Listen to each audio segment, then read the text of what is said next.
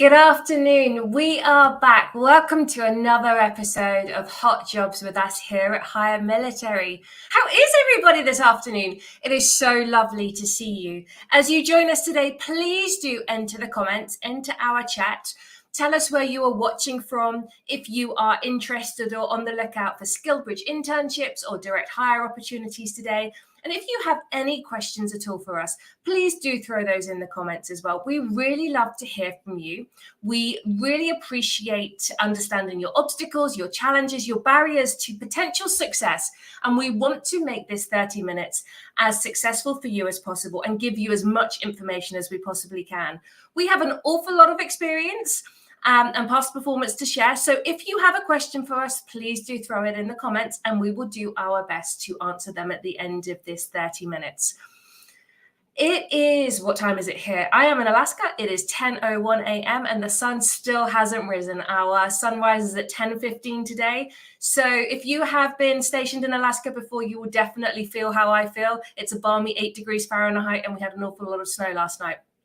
If we haven't met before, I'm Lucy. It's really lovely to meet you. I'm Senior Director here at Hire Military, and I am an active duty military spouse, which is why this Brit is in Alaska. My husband is currently stationed at Eielson Air Force Base, where we are enjoying the long winter right now. Jasmine, hi, it's really great to see you in Fayetteville, North Carolina. Thank you for joining us. Melissa, Daphne, Jason, Haley, gosh, all over the place. Abigail, Terry, lovely to see you guys. Benjamin in Montgomery, Jacob in Fort Bliss. Oh, Francis in Fort Walton Beach. Great to have you here. This really is our favorite 30 minutes of the week. We get to spend it with you, sharing our support, encouragement, advice, as well as talking all of our newest roles and SkillBridge internship opportunities. And we are here for everybody. We are here for the whole of the military community. We often get asked, who is this for? Can military spouses apply? Absolutely. We like to support anybody who aligns themselves with the military population and demographics. So transitioning service member, dependent, spouse, or veteran, we are here for you.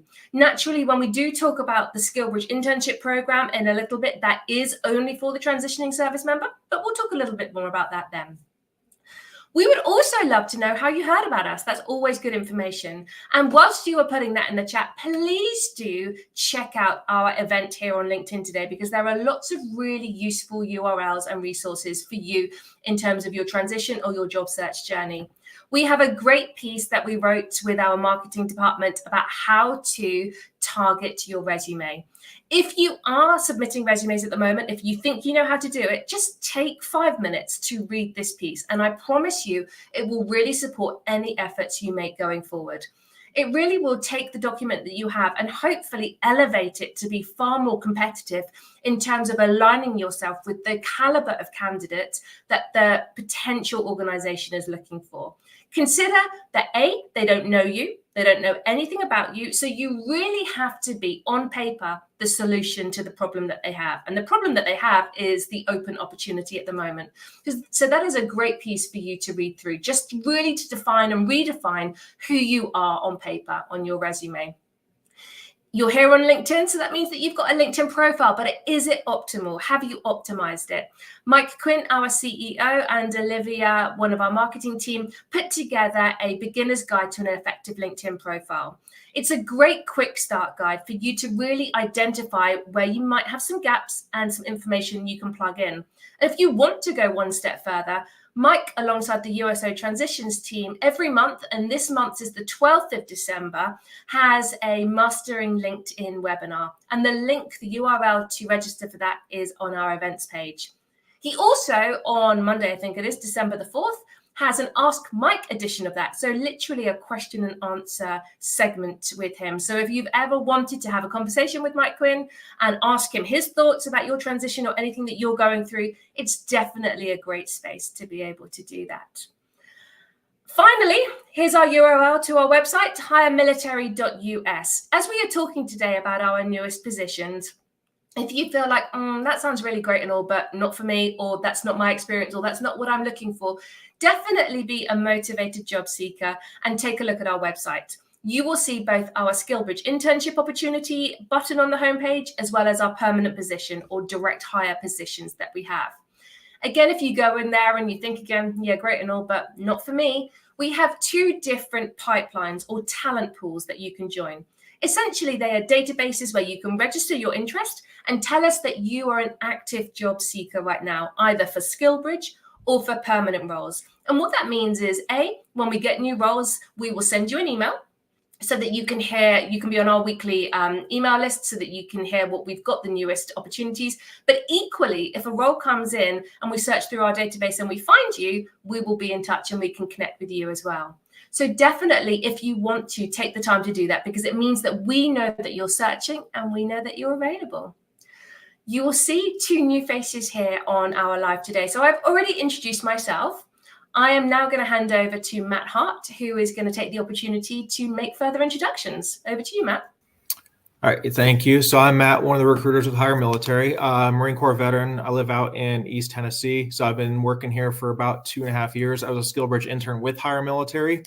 And it's kind of unique. While I was a SkillBridge intern, we brought Masonite on board with us as a partner with the SkillBridge program. And I know you've seen probably Jake in the comments consistently supporting what we do. Been on here a few times if you've watched this before. But also we have Luke Olson, who is an intern with Masonite right now. We're going to do quick introductions with them, but that's the difference that we're going to do today, to have them share from their perspective, from the employer's perspective and from a job seeker perspective, what made them successful, all that good stuff. But yeah, I'll turn it over to Jake, kind of let you do a quick introduction for yourself, and then we'll turn it over to Luke. Thank you, Matt. Hi, everybody, whether you're here live in the audience or on recording. So my name is Jake Sinski. I've been with Masonite for right around 5 years. I've got a background in education. I've been a production supervisor as well as a quality engineer with Masonite. And now I'm in a new position called Operations Training Leader.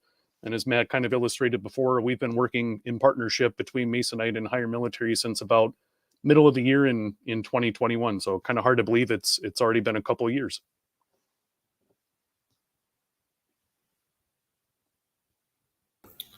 Hey, good morning. My name is Luke, 20-year Marine Corps veteran. My last day is actually this Thursday. Been doing an internship with Masonite for 5 months now. And in the Marine Corps, I was a joint fire support integrator, which is a combat MOS. And I'll talk about more why that was kind of relevant later on when it came to getting this job. All right, thank you very much, Lucy. We'll go ahead and turn it back over to you. Thought you were going to say goodbye to me. I appreciate that. It was lovely to meet you both today and really great. So Jake has been with us before live here on Hot Jobs, but it's so wonderful to have him back again today. So Jake, Matt, and Luke will be sharing more about Luke's story and how we connected Luke and Jake together, and really some past experience that he had, really to motivate and to share and to give you more information right there. After that conversation, we will then jump into the newest internships that we have and some of the direct hire roles. So we'll do that probably about the 20-minute mark. But until that point, I am going to step away and I'm going to hand back over to Matt. Over to you.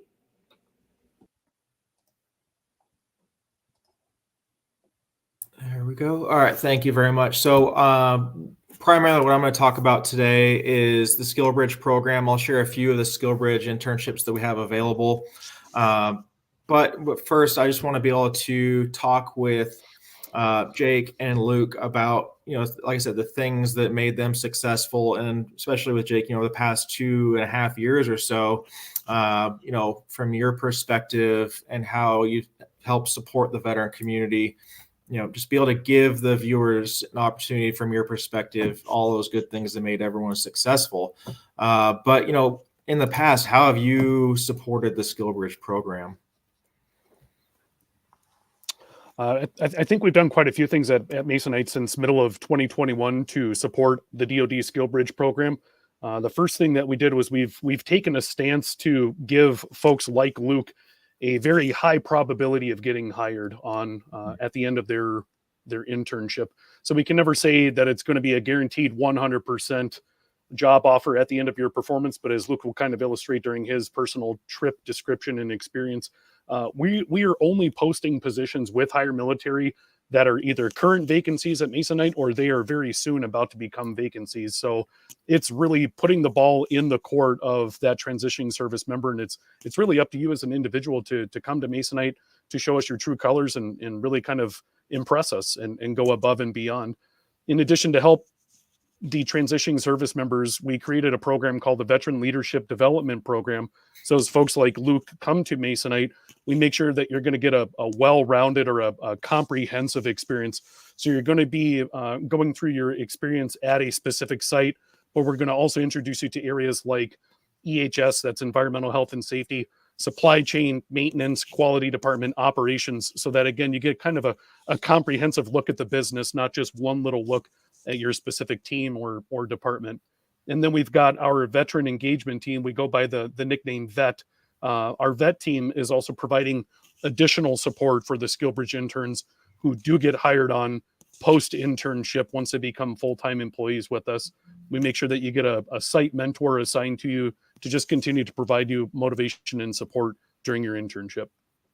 Yeah, and this is probably the most robust veteran support group out of any company. I've been doing 2.5 years, so working with different companies around the country, like from East to West Coast, doesn't matter. This is easily the most engaged a company has been with the veteran community. As far as welcoming people on board, the mentorship is a big piece because, I'm sure Luke understands, like when you move to a different unit while you're still active duty, there's usually somebody there welcoming you in. If you're married, have kids, it's somebody that's married, has kids that can talk to you about the schools and all these different things in the area to help welcome you within the community there. So that's huge to be able to have that support. And I think that's what we've been able to kind of help, develop over the past 2.5 years and help, provide you with resources. But really it was this guy on the screen that helped really shape that thing for the company and, really help the community out. We've had quite a few people placed within Masonite and with the job offers and people that are still working there to this day, 2.5 years later. What have you seen from the SkillBridge candidates that have made them successful? So in other words, yeah, how did they make themselves stand out compared to the rest of the crowd? Yeah. First of all, the thing that sticks out is their personality was clearly different than the rest of their competition. Typically, people who pre-screened with myself or that interviewed with a hiring manager at Masonite were open, they were articulate, they also had a personable attitude where they were approachable, they were friendly. I think you could also throw the word differentiate in there, to kind of show how they were more of an asset or what value they brought that was greater than some of their competitors who are also looking to get that same SkillBridge opportunity. And even before that answer, I probably should have said what you say all the time, Matt. People were open and willing to just try something different, whether it was, hey, Jake, I've never been in manufacturing before, or Jake, I don't know what it would be like to work in Vandalia, Ohio. Some folks were just open to the idea of going to a unique location, trying a different field of work, maybe a different industry altogether. And just, I know we're a door making company, pun intended here, but they were willing to step through the door, open the door to different opportunities. And they've all been successful. Year to date, everybody who's come to Masonite from Higher Military has received an offer. And as of this last week, everybody is still working with us. That's 9 individuals, I believe, except for 1. So we have a very strong track record. It's not, going to fill a stadium, but it's solid. We need to continue building this momentum going into 2024. Yeah, and he was one of the first ones too. So that was probably almost 2 years with the company. I think that's a good standing for career progression as well. So that's a success in my opinion. So, it's all to that. I think for everyone out there, no one in the military is in door manufacturing, but it's the personality, it's the leadership, it's all of the intangibles that you bring to the table that are valued. But yeah, thank you, Jake, for all of that. So what I want to be able to do is also talk to Luke, and kind of get your opinions on a few things to be able to share with people from your perspective. Why did you choose to pursue an internship with Masonite? Yeah, so when I first started this process, it was probably about 6 to 8 months before I was actually expecting to do an internship. And one of the things I was looking at was location. Where do I want to end up? My family is all in the Midwest, and so I figured I'm going to try to find a position in the Midwest. My son is specifically, here in the state of Wisconsin where I ended up. So being close to my son was really important. So that's the first thing I looked at was where do I want to end up? I want to obviously be close to my son. I had just, been in Japan for 3 years and hadn't been near him. So that was really important. Family was important. That was the first thing. After that was, what was the job description in the job posting? And I did look at a few places. And really there was one that stuck out to me, which was the Masonite job posting for production supervisor. And so it kind of aligned with a lot of the duties that I was already performing as a platoon sergeant. And so even though I knew it was going to be completely different in the sense of what I would be supervising, the skill set that I had gotten while I was in the military very closely translated to that. So those were like the two things that really stuck out to me and that made me choose Masonite. That's great. Like over the past 5 months, what's your experience been like during the internship? So I came from a combat MOS, like I had said in my introduction, and initially I struggled to find what skill set do I have as a combat Marine, combat MOS Marine that's going to translate to a civilian job. And the only thing that I really knew was, I had done a lot of platoon sergeant type things, which, I kind of looked in my mind was like HR related, so initially when I was looking at jobs, I thought, well, maybe something in HR would be okay, and I was looking at those job descriptions and I was like, well, it's processing paperwork and doing that kind of thing. I've done a lot of that. But once I started interviewing and I had submitted my resume, it became apparent to the people interviewing me that they thought I should probably end up in production. I obviously have done a lot of operational type things, just different operations. So they kind of pushed me in the direction of being a production supervisor.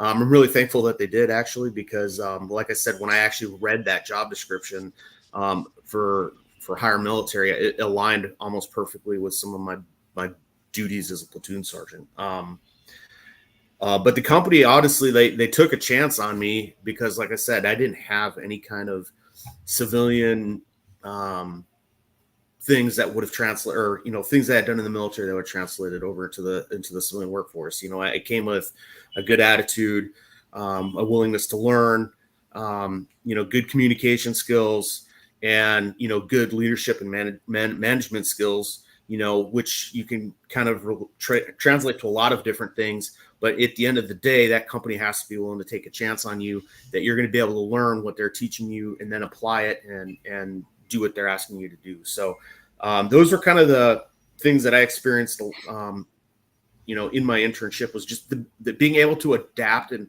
to what I had done for 20 years into something new, similar, but different in the civilian world, really.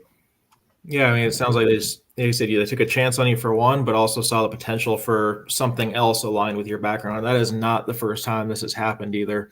They've done an amazing job, just the different plants, the different locations, the leadership there, finding the right place for the right talent that they bring on during the internship and putting them where they're going to thrive the most. That kind of brings to the next point. It's like, how do you see your career progressing with Masonite now that your internship's over Thursday?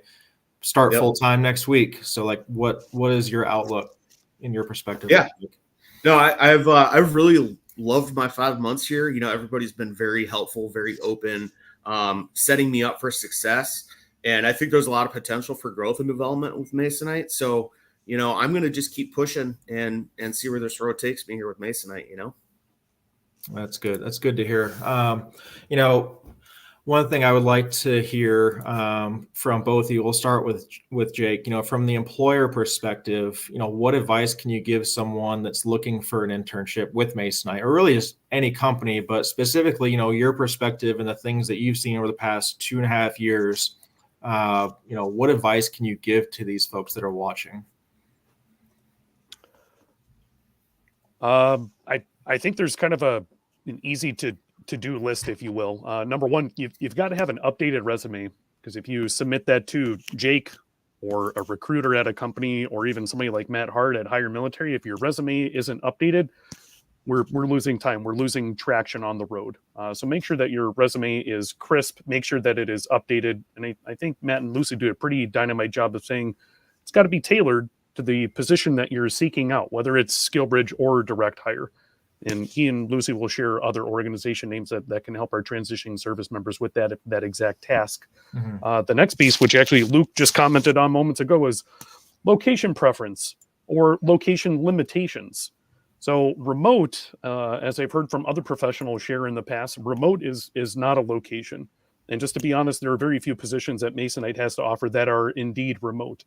But if you can give us a geographic area, a region, a couple of states, that at least can help us kind of boil it down and hone in where can we make this individual fit the best in Masonite. It might be in a couple different positions, or maybe in a couple different departments and teams, but a geographic location, you got to have that dialed in a little bit. Also, just throwing this out there for listeners, in your LinkedIn profile, there's a big difference with your location if you put this is where I'm currently living, or you put this is where I wish to be located. So making that very clear as possible, either in your resume or on your LinkedIn profile, I think that's important to think about. And then number 3, as I kind of alluded to earlier with the idea of just getting your foot in the door, and Luke said it before when he talked about job description, having an interest in a specific job, staying a little bit broad, not too narrow and specific. If somebody says, Jake, I want to be a program manager or a project manager, honestly, I toss that out the window right away, because as a civilian recruiter, I can't do anything with that information. If you say program manager, you gotta narrow it down. Do you want to be in charge of a program looking over people, product, or processes? Do you want to be in charge of compliance, overseeing benefits, administering safety? So again, just having an idea of here's where I want to be headed, a narrowed down job interest, and yeah, don't put project manager or program manager. That's not helpful. All right, thank you very much. Luke, I'll turn over to you before we finish this up. From your perspective as the job seeker, as the person on the outside looking in, what advice can you give to people? Yeah. So number one thing is you're only going to get what you put into it. So I knew that I wanted to be successful like I had been in the military after getting out, right? And in order to be successful, you kind of got to lay the groundwork before you get there. So I started my process, like I said, about 6 or 7 months out before I was even thinking about going on executing a SkillBridge. So I think I started my SkillBridge process around December of 2022. And I was looking to execute a SkillBridge program around June of 2023. So one of the first things that, I needed to do was find out, was I allowed to even do a SkillBridge program, right? So with SkillBridge, it's all, command authorized. So your commanding officer is going to be the one that authorizes you to leave your command, his command, 5, 6, 3 months, whatever the timeline is prior to your actual end of service. So I had to get that permission first. Like I got it verbally, I had talked to my SAR manager and my CO and said, hey, gentlemen, I'd like to do a SkillBridge program, looking to leave around June, July of 23 with my retirement being end of November. Would you support that? They both said yes, absolutely, would support that. So I knew, okay, I've got the verbal approval. So I'm not going to be wasting anybody's time going through a SkillBridge process and then come and find out when the paperwork crosses the commanding officer's desk that he's going to deny it, right? So that was number 2. And then from there, I started working on my resume. And I kind of think it was brought up earlier, but you have to kind of generalize it, but also be specific, which is kind of weird. So like, you have to find things that are going to look good for a civilian employer. So for example, I had spent time on recruiting duty. So I put like sales and marketing and things like that in my resume. But then I had done platoon sergeant activities, which, had leadership and HR and training and all kinds of other components in there. So, and I did my resume for 10 years, which is, what you should probably do is like a 10-year resume, 10-year history. But you have to be very picky on what those 10 bullet points are for your resume for those 10 years. So I tried to pick things that would translate well to a civilian employer. So from that point, I did several drafts of my resume. I definitely utilize the education center on base. They actually have people that are contracted or work for the Department of Labor. They're very helpful in helping you with writing a resume. They gave me a list of words that military folks like to use and jargon that we use, and be able to translate that over to what it would equate to on the civilian side. So I used that, went through several drafts with my resume with the Department of Labor rep at the Education Center. From there, I was going and I was looking, submitting my resume on Hire Military and places like that to get a job. And then after that, once I knew I was going to be getting interviews, I was doing interview prep at the Education Center. They were, asking me questions, getting me prepared, and also giving me a lot of LinkedIn training, helping me update my LinkedIn profile. So that way, when it came time for the initial interviews, I was prepared as could be. I kind of knew what to expect, or at least had a general idea of what to expect, since I had done 20 years. I'd never been really interviewed for a legit, job before. So those are like the big ones, I would say. Okay.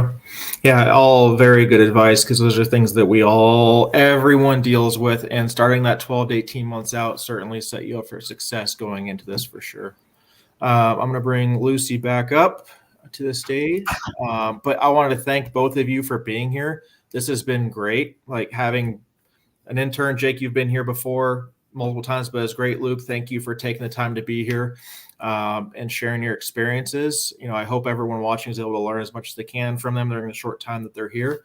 But again, thank you very much for being here. I hope to have you back soon. Yeah, thank you for having me. So let's get into it, Matt. It's just me and you now, just me and you on the screen. I'm not even going to move the screens around. But I'm going to go straight into some SkillBridge information, basically some wave tops of what we do to support. And there was a few questions about SkillBridge that I'll be able to answer during all this. So we provide the approved SkillBridge programs, Army CSP program, internship opportunities, which are unpaid. So you're transitioning from the military, you're receiving your DoD pay and benefits. So it is unpaid. It's during your last 6 months. Calculate back from your end of service date, 6 months. That's your availability.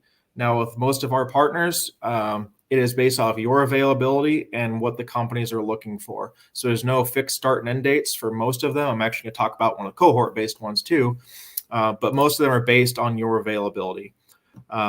We also partner with companies. If you want to bring somebody to us, if they can't go through the DoD, we can help facilitate on our end. The biggest advice going forward, talk to your command 3 months before your eligibility. So 9 months from your end of service date, talk to your command. But we strive for high probability of employment. It's not guaranteed, but like Jake said, it's a high probability of employment, and they have provided offers to everyone. It's not always going to be that way, but it's the high probability of employment that we look for. One of the internships that I'm going to talk about is with Masonite, is a payroll administrator. Just quick wave top. So this can be located at any of the 3 locations. It's one position, but located in Tampa, Florida, Charlotte, North Carolina, or West Chicago, Illinois. Any one of those locations is where you can be located at. You have to have about 4 to 6 years of multi-location payroll. They would like somebody with a degree, at least an associate's degree, but you're really transmitting payroll systems for different organizations across the country, but really just, in different cities, different plants, you have to be able to manage those things. The next one that I'm going to share, backtrack, go to our website. You can see a ton of different Masonite positions that are available. There's a lot of them out there that we have. Check them out. You can also type Masonite into the comments or reach out to me directly. The next one, talked about it a ton. Equipment tech with Texas Instruments. It's in Dallas, Texas. They have cohorts. The next one is starting on January 29th. You have to have a minimum of 90 days of availability. So this is a cohort-based one. Starting there, you have to want to live in the Dallas area. You need to have about 3 to 8 years of electrical and mechanical experience. That's the ones I'm going to share. Lucy, I'll turn it over to you. Thank you so much, Matt. So what have I got? I've just got 2 permanent positions to share with you today. Both are in the DC metro area, and both are hybrid, meaning that you can work remotely from home for some period of the time, but you do need to be in the DC area to be able to go into the office in Tyson's Corner, if you're familiar with that location in Northern Virginia. So we have IT audit and environmental disposal consultants. Several openings on a long-term contract working with one of the big 4 accounting firms. Think Deloitte, KPMG, EY, PwC. It's one of those. And these roles are specifically working on an Army contract.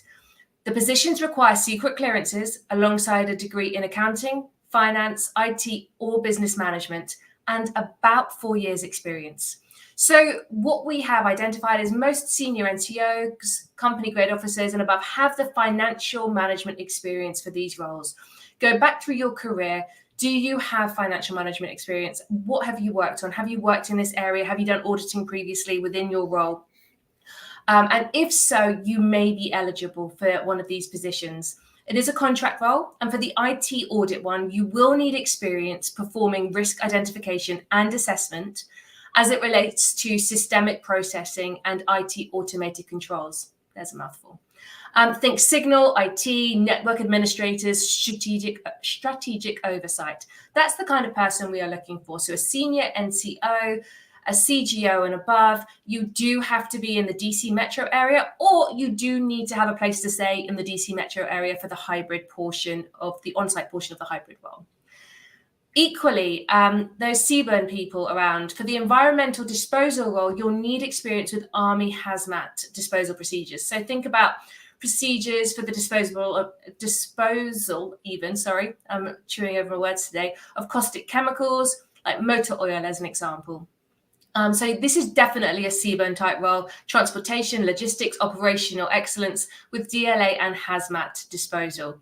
Both of these roles are manager and senior manager level, and the salaries are in and around the 90 to 135K per annum kind of area. So those are those 2 roles. Those are the only ones I'm going to be sharing today, and I am going to wrap up now because we have gone over 2 minutes over. Matt, thank you so much for your time. I appreciate it.